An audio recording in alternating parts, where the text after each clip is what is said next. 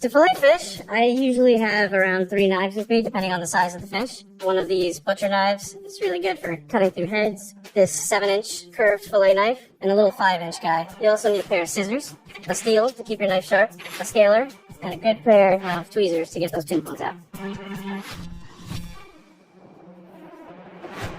Sardine. I think people kind of think of sardines as something Grandpa has in a tin tucked away and hasn't touched in like 10 years. Sardines require no tools to prepare. Any scales that you see on here, totally edible, and are always served whole if they're fresh. So to prepare a sardine, you're going to open up that gill plate, grab it from the gills, and pinch them out. Once the gills are free, you'll grab it from the collar here, and without much pressure, it tears right off. So now, holding onto the collar and the gills, and using your finger to sort of open up the belly, you'll take out all the guts. As soon as you do that, the rib bones start separating on their own, and touching one side of the spine, you can use your fingers sort of like a knife, and just run it straight down. And do the same exact thing to the other side. Make sure you're completely free. Then, pick the spine up from the center. You'll sort of slip the tail through, pull these up, and take them out. And then you will have a butterfly sardine. Porgy. Porgy is a classic East Coast fish. I always look at porgies as the pigeons of the sea, which is not a bad thing. I say that usually because they have some crazy colors in them when they first come out of the water. Lots of like purples and greens and blues. It's a classic like fish fry spot fish for sure. So to start, we'll grab our scaler, get that fin out of the way, start peeling the scales back, making sure you're going diagonal against the grain of the scales from the tail towards the head, making sure you're getting everything out of the way that's going to get in the way of your knife. If you have difficulty scaling these fish, just play around with the position of the scaler. I mean, it just kind of depends on the fish and how much trouble the scaler are giving you. The skeletal structure is going to be pretty basic. You pull this up, get right down underneath that collar, and come out. So you make your first cut at the head. Now, porgies can be skinny sometimes, so especially important to make sure that you are staying tight to the bones. Crack through the pin bones on the ribs, pushing down on them, and peeling the fillet back. Now, one thing I think people don't give porgy enough credit for is its fat content, and you'll feel it as you cut this, how oily the fish is. That's porgy fillet. Boston mackerel. This fish is highly oily, definitely has a strong fish flavor, which is great because it is a fish. Super good for you, super high in omega fatty acids, really good for like brain development and things like that. This fish is awesome and my personal favorite. So Boston mackerel is a great fish to eat whole, whether you just pull the guts out and throw it in your oven or butterflying it, and that's what I'm going to show you today. So with this guy, open up the gill plates and just snip that very tip there. Work around sort of the membrane and open it up, being really careful not to puncture too many organs. You'll open this guy up. Get your scissor into the tip of the gills, gently pinch and twist and pull up and out. And get a paper towel to clean off the insides. This blood is fairly strong flavored, so you don't want to have too much of it touching the actual fillets. So we'll start from the tail. Just stay on top of these small fins here. Make your first cut really shallow, making sure you're on top of the bones. Opening up that belly cavity, just gently cracking through the rib cage. And following through to the other side, cracking the remaining pin bones. Once you have that side free, flip the fish over, starting from the head, and just using the very tip, just start cracking through those bones. And being careful not to cut all the way down through the skin. Then with your scissors, you'll cut right in the middle of the tail to get into the bones. And once you're here, you can just pull out and crack. Face the head away from you, and just get right up against those ribs, and just gently wiggle your knife underneath them. Same thing on this side.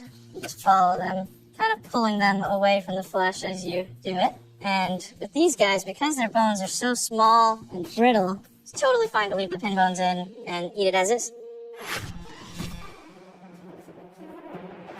Bronzino. Bronzino is a farmed European sea bass, commonly eaten whole. Sometimes you see fillets. This, I think, is probably one of the best introductory fish. Super low maintenance. You can cook this any sort of way, and it's probably going to be delicious. Like with everything else, the scales need to come off. Another great way, actually, to scale a fish, if you're doing this in your house and you don't want to get scales everywhere, is to fill your sink with water and scale the fish underwater. And bronzino's a pretty buttery fish to fillet, in that the meat kind of just wants to come off the bone. So when you're coming through the collar here, you really want to be gentle to only use the very tip of your knife. You don't want to put pressure and start puncturing any organs that might damage the flesh. So what you'll do is start your first cut towards the head, just very gently go down and just open up the spine. So before you have to come up to the ribs, you're going to want to put a little bit of pressure and just crack through them. And then go over very gently, being careful not to touch any organs, and using small but smooth cuts and freeing up your fillet. And going on the second side, free up the collar. And when I go to my second position on a fish, I like to use the length of my blade to make that first cut. Just because the tail's a little skinnier, kind of wobbles a little bit while you're cutting it. And I'm pushing down on the ribs to flex them out of my way. Once those are free, you can pretty much put your knife in and just follow straight down. And you'll trim up that belly membrane. You have a nice filleted bronzino. Striped bass. So this is actually a farm-raised striped bass. Most of you that will be familiar with wild striped bass here on the East Coast are going to see that this is obviously very different. But with striped bass fisheries being at such critical conditions as they are right now, it's probably a pretty good alternative for us to start looking at farm-raised stripers. So with this fish, you're going to have to scale it. And with these fish particularly, you can clean up the collars, and those are delicious. And now we're going to gut this guy. Cut here. Enter with your scissor facing up towards the collar and towards the belly. Cracking this open, and just pinch the gills, not cutting through them. You're going to twist and go up and out. And you should get most of it with it. And with this guy, we'll just take a paper towel, clean the inside out. Now we're going to cut this guy. Pulling taut, I'm going to make a sharp angle cut, free up the collar, and then just gently come down on the back of the spine. Angling up to crack those pin bones and get through the belly. Same thing to the other side. I actually just got stuck there. And a good thing to do when you get stuck, actually, say you crack through the skeleton itself and you have half the fillet free and part of it still sort of stuck on there. Lift up where you're stuck and just get the very tip of your knife and just start scraping little by little until you get those bones free. Pushing down and angling your knife towards the skeleton until you're freed up. And don't get too stressed. It's okay. Finish your cut. What I'm trimming away, actually, is essentially the stomach lining, which sometimes can be a bit tough. And as I mentioned before, these little collars actually make for some very delicious eating. If you broil them with a little bit of soy sauce or something like that, they're pretty much the spare ribs of the fish world. Sea bass. Black sea bass is a local fish. This one came in from Massachusetts. They're great mild fish. They're perfect for pan frying, baking, cooking whole, crudo, all sorts of things. This is a very versatile, very delicious fish. So we'll take our scaler. You can put a pretty good amount of pressure on this fish, but you don't want to go too hard and risk puncturing the skin. So you take your scissor, just make one cut, insert your knife, and just start to cut. Peel open, and that should take everything out in one chop. Some crabs, actually, is what he's been eating. This is just one half of the crab. Now you clean your cutting boards. Cut behind the head, open up the collar. You'll enter your knife in through the back and make a shallow cut just along the back, just opening up so you can see the bones. Make another cut, make one here, and you should be good to go. Now you'll come over the spine on the other side for the rest of the fillet. What you'll do is you'll angle your knife pretty harshly and put quite a bit of pressure down onto the bones. And then when coming up over the ribs, you'll have some pin bones that you need to crack through. And you'll just start at the tail, use your momentum, and just go right through them. And then sharp angle to get over those ribs, get all the belly meat, and finish your fillet. For the other side, you just flip her over, do the same thing. So you have a sea bass with two nice fillets, hopefully not too much meat on the bones. And save that for some soup, and you're just going to trim. There you go. 2 black sea bass fillets, ready for dinner. Arctic char. Char is a salmonoid, pretty much a cross between a trout and a salmon, mainly farmed, usually in Scandinavian countries. You can pretty much expect everything that salmon has to offer, just a little fattier, a little more buttery. Definitely a very forgiving fish to cook. So, the easiest way to fillet these fish is to pick it up from the fin, put a finger right below the eye, just for some leverage, and I would just cut right behind the head on a diagonal, and just chop the head off. That goes away, you can make soup. What you do is you start at the top of the spine, just make a small cut, just opening it up, and then very gently follow that line. Then once your fillet is free from the back half, flip your knife over, enter in from the tail with just the tip, and just run it along. Flip back over, to finish your cut. All you want to do is trim up this rib section, leaving as little waste as possible. And there you go. Arctic char fillet. Red snapper. These are usually caught in the Gulf of Mexico. Fish that likes to eat a lot of shellfish, a lot of crabs, a lot of sweet things. So this fish is pretty popular with like Caribbean foods and things like that, but could be in a really good ceviche, really great tacos. Crudo is a great option. All of it. It's great. It's a good fish. First we have to scale it.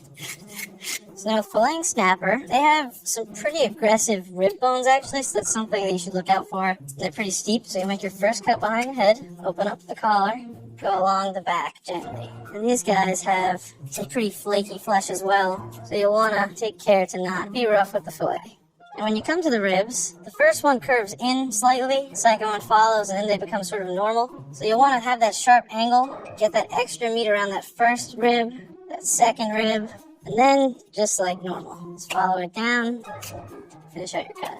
One thing that's going to make this even a little easier beyond having a really sharp knife is making sure that while you're cutting, you're keeping your knife clean. Any extra bits, scales, flesh that's on there, it's probably going to end up getting you stuck and ultimately damaging the fillet. It's red snapper. Catfish. This guy you usually see fried, blackened, some sort of pretty aggressive treatment. Trying to be nice to the fish. They come from some pretty gnarly waters sometimes, but ultimately it is a good thing that we're eating so much of them. They are an invasive species. They eat everything, and they're very, very resilient. Because of the waters they come from, you do not want to puncture the belly. You do not want the smell of catfish guts in your house. So for catfish, you'll make your first cut right in the back of the head. And then I like to put my knife in and feel where the base of the spine is and twist. And you'll make your first cut like that. And then really gently follow the back. And once you feel yourself get to the rib cage here on the top half, stop and start focusing on the rest of it. So you'll cut all the way down to the spine and free it up. Going over to the other side, freeing all that up. And then when you come back and flip your knife over, stay tight to those ribs and sort of just raise the angle of your knife a little bit more until you're over them. And the meat becomes free at the top like that. Once this little section is free, you can flip your knife back over and you'll start to see the ribs. Once you see that, that's when you want to come in sort of a sharp angle, avoid everything in there, and finish your fillet. Other side is same, just a cut right here.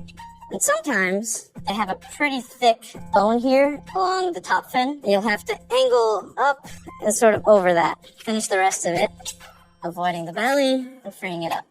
This is garbage. And now I like to switch to a slightly bigger knife to skin the catfish. So you're going to want to make a very slight incision here at the tail. And as you go in, wiggle, wiggle, wiggle, and start to make your knife as flat as you can so that you're up against the skin. Leaving a little bit of meat here at the end just for something to grab onto. And there's two ways you can skin these. You can either wiggle your knife, wiggle your knife, wiggle your knife, and hope for the best. Or one of the easier ways, you can grab onto that piece of meat that you left and pull the skin, leaving the knife stable. And as you go, you can twirl the skin around your finger, have some fun with it, and finish. And then you'll have skinless catfish fillets. Trout. Steelhead trout is a farmed species of fish rated green for sustainability. Very similar to a rainbow trout, maybe a little closer to salmon in flavor. They're strong flavored, fatty, really good for poaching, baking. Anything you do with salmon, you do with steelhead trout. This one has very small scales and are extremely sticky. And these guys can be pretty slimy and sort of difficult to deal with if it's your first time, but just cut right through the head. Again, you can see the fish has main spine, bone on each side. You can just start there. You want to aim to be pretty much on top of the fins. And with this, you want to make really gentle, slow movements. This is not the most forgiving fish to fillet. And again, here you'll just crack through all the bones here and get into the belly. And this, you want to put a lot of pressure down on that belly. They're very flexible, so they're not going to break. Other side is similar. Start at the tail. Finish your cut. We're going to trim up belly membrane. Let's still have trout. Tilefish. Tilefish is a deep sea fish, actually. They are predators for sure. They like to eat sweet things like clams, crabs. It gives a slight sweetness to the flesh. It's very similar to red snapper, actually. This guy is so nice, you actually don't have to scale these if you don't want to. If you plan on pan frying this fish, the scales actually puff up and add a nice crunchy element to the fish, so we're going to leave this scale on. Make a tight cut, and following up along all the way to the head, pretty much right above the eye, cut through the collar. Now, because there's scales on this fish, it will be a little bit tougher to cut, so you'll just take it slow, make shallow cuts using momentum. And tilefish are a little unique in that most fish's pin bones just come to about the first quarter of the fish, whereas tilefish is pretty much the first half of the fish. So for cracking through the pin bones, you're going to need some momentum. You'll start at the tail and sort of just run your knife up until you hear them all crack. And with bellies on these guys, their rib cage actually folds in quite a bit, so you'll want to just really slowly go along the belly until you start to see the skin poke through on the other side. And then you're going to want to go pretty sharp, get this extra meat that's hanging on there, and that should free up your first rib, and you'll follow it down until it's all free, and finish it. Same for the other side. Just finish off this side. Trim up that membrane, clean up your edges. There you have tilefish. Hiramasa. So hiramasa is mostly eaten raw. It's usually a crudo. It can be served in sushi applications. It's a really good, super firm, buttery fish. I would not recommend cooking it. I definitely think raw is the way to go for this fish. So we're just going to cut some fillets. Now, the gill plate on this guy is actually pretty easily defined. If you pull back, you'll see the gill plate rise up from the flesh. And that's exactly where you want your knife to go. And just go right straight down and just open up. And once I'm in, I'll just spin my knife and just get it right on top of the bones. Crack through the ribs here. And because this fish is so buttery, it also makes it pretty delicate when you're cutting it. Same for the other side. Just trim that away. And you'll reveal a really nice fatty belly that'll definitely rival most cuts of meat that you eat. That is a hiramasa. Pollock. Pollock is a fantastic substitute for cod. Everybody loves cod. It's like America's favorite white fish. But the fact behind cod fisheries is that they're not looking great and they're heavily controlled. More likely than not, when you go to a fast food restaurant or somewhere that's selling cod, is really probably selling this. Same family, super similar taste, no need to scale it. We're going to take the skin off of this one. So these guys usually come guts out, so easy, clean up, and make your first cut. And once you get into there, you can see the head sort of follows this swoop. And even without cutting it, you can look at the top of the pollock and you can see that there's meat that kind of goes down two ways. You want to try and get into that. That'll give you a nice entry to your first cut. Pollock is slightly different in that top section of their bones don't really start until after the first set of fins here. So you want to take care to pay attention to where you're going because you can very easily damage the fillet. For the other side, you just do the same thing and just finish up trimming. The pollock skin is actually pretty tough, so it can handle this without cutting through. And you want to just start wiggling that skin and keeping your knife as still as possible. And you'll have nice, skinless pollock fillets. Salmon. Salmon is something that you'll see quite often poached or baked. Lends really well to pan searing though. It's awesome for obviously sushi, sashimi, things like that. With fillets, you're just going to have your standard portion fillet that you're used to seeing in supermarkets. And with steaks, the bones stay in the steak. It just gives you so much more salmon flavor, and it's just a fun way to eat them. So today we're going to cut some steaks. So to begin, we're going to scale the fish. Take these off. So, to steak a salmon, first thing you're going to want to do, make sure you have no scales, make sure the fish is dry, making it easy to handle. You can get a good grip with a large knife that is sharp. Cut the head off. For steaks, I like to do them like 2 fingers, maybe 3 fingers thick. So what you'll do is essentially you'll take 2 fingers, sort of make a mark, 2 fingers, shallow cut. Same thing all along the whole fish. Also, you're going to want to clip any fins. So now for up here, it's a little bit easier to just finish that cut, just to free up your belly. So I'm just extending from that original cut we made, flipping my knife, and cut straight through. So once that's good, take your big knife. You're going to go into that same spot that you originally made the incision. One cut down, and then on the way back, you're going to want to straight down. When you're going to finish that cut, put your hand flat with your fingers safely away, and just straight down. Last little cuts to make sure you're free. And if you have a little tail portion here, it's very easy to just fillet it up, have a little snack. That's a steak salmon. Monkfish. So these fish lie at the bottom of the ocean, and they have a little angler on their head that they use as a lure to attract other fish. And they have massive mouths. I mean, if this guy had a head on, it would be the size of this board. So monkfish typically come head off. They are sometimes sold with the head on, usually by request so people can remove the cheeks. These fish have a prized liver, so you rarely see them with head on, rarely see them guts in. The fish pretty much has one bone going straight down. So some of this excess skin will just pierce it a little bit just to get it out of the way because it is very tough. And all you have to do is line your knife up perpendicular with the spine, and you'll just make that first cut all the way down to your cutting board. Once you've touched that, you'll grab this fillet and just start going straight down, just following that spine. You can see how tough the skin is, slimy, and it moves. Now for the other side, you'll just lay it flat down, remove any sort of extra organs that are on there. You'll hold from the excess skin and just put your knife flat against that bone and just follow it straight down. And you can see this fish is pretty much just one bone, no pin bones to worry about. So for the skinning, again, you just want to free up any extra skin here. And with this fish, you do not want to go all the way down to the skin. Between the skin and the flesh, there's a membrane that's actually pretty chewy. So you want to do your best to not get that membrane. So you're going to leave a little bit of meat on there. And you'll know if you get down to the skin because your knife is just going to slip right out. These fish are also known as the poor man's lobster. Texturally, it is sort of similar. It's meaty, it has a nice bite to it, and a sort of similar sweetness. Mahi Mahi.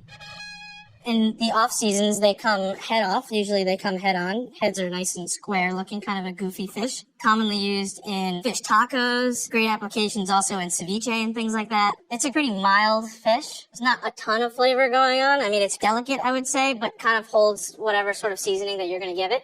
So we'll start from the head position. Mahi's fillets actually go all the way to the top of the head. So expose that collar. Go all the way up. And when you go all the way up here, you're going to want to make sure you're not hitting bones and get all of those pieces of fillet. Despite this being sort of a weird piece, I mean, that's a whole portion of a taco right there. Their spine is pretty tall, so you're going to want to make sure that you expose it completely so you can see everything. Once you're at that point from the tail, almost a 90-degree angle, you're going to come down, hugging that spine pretty tight. When you get to the ribs, you can kind of flatten your knife out slightly just to get through the pin bones. And then come right down and follow through. For the other side, you just do the same thing. And with these, you'll trim the belly. Not really looking to save too much of the belly here because of how thin it is, so you can kind of just cut. And Mahi is typically eating skinless. Fillets get in your way, you flip them up, and get rid of the skin. You have two beautiful skinless Mahi fillets. Skate wing. Skate is an interesting fish. They are in the shark and ray family. You can see this is a saddle cut, and essentially this is the nose here. Usually the body would be here, and then they have a barbed tail that comes out. This fish definitely has a stronger flavor than most, a very unique flavor. I would call them sort of briny almost. Skate is pretty interesting in that all along the entire fish is covered with these hooked spikes. So you have to be extremely careful of that. And because they're in the ray and shark family, everything in them is actually cartilage. I know people who have eaten skate wings whole, and they'll eat the cartilage as well. It gets crispy, but fillets are definitely common. So, first thing we're going to do, if you have a saddle cut like this, take a pair of scissors and just separate them. This outer section of the wing is pretty much all cartilage. So, to expose, I'll start from all the way back here. They're a little translucent, so you can kind of see where the meat starts. They typically have a pretty aggressive knuckle here, and this is going to hinder you a little bit. So first, we'll take a bigger knife, make an incision here, and then you'll just give it a quick slap down and just free that off. Now, we'll flip the skate over. We're going to put our knife straight down here, the tip of the wing, cut through some of the skin, and we're just going to give it a quick smack. You don't want to go all the way through the skin on the bottom. It's just like skinning a fish. Slowly turn your knife so it's flat. Then you're going to want to hold on here, being careful of any spikes that are on the bottom, and just wiggle. And we'll do the same thing and just take it all the way. So this is a skate wing. You can take it like this, put it in a pan, sear it, bake it, but one of my favorite ways is to fillet it. Right along here, you'll feel the cartilage begins. You'll follow it up to where that knuckle was. You'll feel there, and it curves back down there. So with your knife, you're gonna make a score just right at the top where you felt that bone. Follow it all along. Do the same thing on this side. Follow it all along. Turn it away from you, and just start your cut. Open it up little by little, and you just want to stay hard on that cartilage, working in a semicircular motion, and then finish. Now the top side is usually fatter, so on the bottom side you'll take a little extra caution, make that score, and continue the fillet. And this, you don't have to worry about any pin bones or anything like that in here. This is ready to go. Skeet fillet. Turbo. Turbo is a flat fish. They lay on the ocean's floor, cover themselves with sand, and these two eyes are used to pretty much look straight up while they're hiding to be able to catch whoever they're after. Turbo is great. Super buttery, not too heavy in flavor. They're meaty, and yeah, I would just consider them sort of a decadent fish. So what we're going to do, we're going to start up here, cut behind the head, free up that meat, open up the belly, being careful not to puncture any organs inside. Along the center of the fish, you can see a depression. That's where their spine lies. So what you'll do is put your knife roughly where you think that is, and just start cutting straight down. You can free up the tail here too, just to make it a little easier on yourself. And once you have a better bearing of where you are, put your knife in and just slowly start to flatten it out. You'll crack through some ribs here. Again, being careful not to puncture any organs. Even slide your finger underneath to just free up any membrane that's there. And you'll finish your cut pressing pretty hard up against the bones to make sure you're not leaving anything behind. And finishing your cut like that. You'll flip it, and now you can see the other side of the spine. So you'll just get your knife in, sharp angle, cutting up through that. And then it's business as usual filleting this side. So here we'll spin it around. Cut up along the head, free up the collar, find that middle line here, start your cut, and we'll start removing from that side. And we'll finish this. A turbo, like all flatfish, will have a dark side and they'll have a light side, but there's no taste difference between the two. And these will be skinned. Try to get as close to the skin as possible on these. Wiggle. I know these do have pin bones in them, but what's great about flatfish is you don't need tweezers to take them out. You just feel for them and just cut them right out. Now you have skinless, boneless turbo fillets. Fluke. Fluke is another flatfish. Same sort of deal. They lie flat on the ground, eyes facing up. These fish are a little more predatory than turbo. They have some pretty aggressive teeth. These are usually served raw. They're great for baking. They're great for pan-searing. They have a sweetness to them, super white, translucent flesh. With Fluke, we're going to do it a little different. Same beginning steps. I'll cut behind the head. And what you want to do to avoid any guts is really pull a little harder on the fin just to get that belly away from the innards. To cut Fluke, put the tip of your knife where your first cut is. You're going to keep your knife in one position and pull the fish towards you, following the shape of the fish the whole time. You can come in here, free up the tail a little bit, and like normal, just start to really feel out those bones and open up the fillet a little bit. Now, when filleting a Fluke, your first opening cut here, you want to really make sure that you're on top of the bones. These fish have a set of, I guess you can call them false bones that make you think that you are on the fillets, and you are not, and you will go straight down and damage the other half of the fish. And these fish typically have some pretty large roe sacs in them, so you want to be careful not to puncture that. These are the eggs, essentially, of the fish. So this is a female. So on the other side, we do the same thing. Open up the head, hold tight, avoid the guts, open up the tail. Put the tip of your knife into your incision. You'll grab the tail and sort of twist it a little as you go. And this pretty much will help keep the part of the fish where your knife is entering flat and from lifting off of the board. And finish off the fillet on this side. Hopefully, you'll have no meat left. You'll trim up the rib cage. Not really too concerned about saving the belly on these. They're not very thick. Let's switch to a longer knife.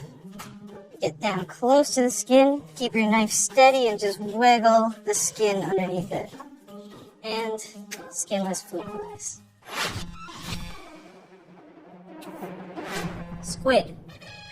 Most people will know this as rings of calamari. I think that it can be used way more appropriately. If you have really fresh, beautiful squid, I think frying it is kind of doing it a disservice. Doing this thing grilled or quickly pan-seared in a super hot cast iron for like 30 or 45 seconds is really all it needs. Salt, pepper, lemon. You're having a great day.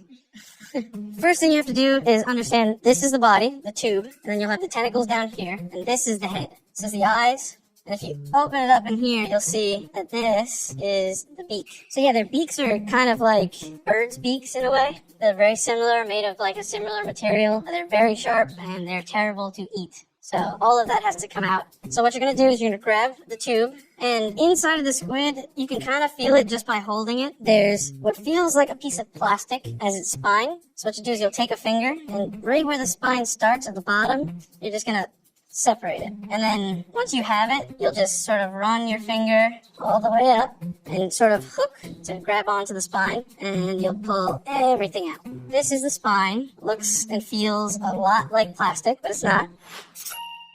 And then you have here, this little silver guy is actually where the ink sac is. And if you puncture that, there will be black ink everywhere and you will not get it out. So now to prep squid, you'll push the eyes down and just make a straight cut down right before the beak. And you just throw these away. And then pick up the tentacles and kind of squeeze gently, and the beak comes right out. You describe that as well. So now your tentacles are ready to go.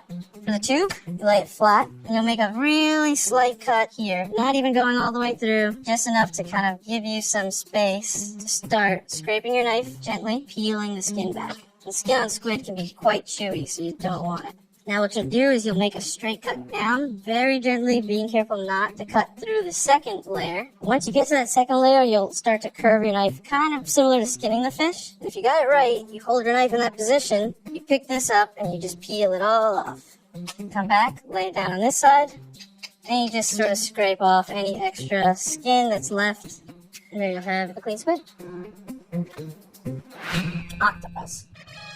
Octopus are incredible creatures, highly intelligent, super delicious, and very intimidating to cook for most people. It's a great option. I mean, it's decadent, it's rich. More likely than not, be finding this as a frozen product. A lot of the times they're coming from Spain or Portugal. Once you have it thawed out and in front of you, very similar to squid in that they have a beak as well. It's a little bit bigger than the squid's, pretty sharp too, so you want to be careful of that. They have a set of eyes here at the top, and this is their head cavity. So what we're going to do is just cut right in between the eyes and sort of where the tentacles start to meet, right there. Put those aside for now. We'll do the same thing right above the eyes and just get them out of the equation. You're going to want to flip the head inside out and just make sure you're removing any sort of innards might be in there. Of course, taking care to not break the head open. We'll flip it back. So now when you have the head cleaned and ready to go, you hold it taut and make a really small incision, not cutting through the octopus, just to get the skin to separate from the flesh. And just peel away any skin. And it is pretty tough, so you're going to have to put a little bit of muscle into it. You want to just take care to not be brutal with it. I mean, it can withstand quite a bit of pressure. So, I mean, I'm grabbing this pretty hard, but I'm not, like, white-knuckling the octopus. And just work slowly in batches. And you'll have a cleaned head. And now, go back to the tentacles. What you want to do is just the beak here, just flip it, and with your finger here, just push like a button. And it should expose itself. And from here, you'll just take a knife and just remove that whole section there. And you can see actually how sharp that is. It looks a lot like a bird beak. Next step would be cooking it, and then you will butcher it once it's done. This is a cleaned octopus. So hopefully today, I've made fish a little less intimidating.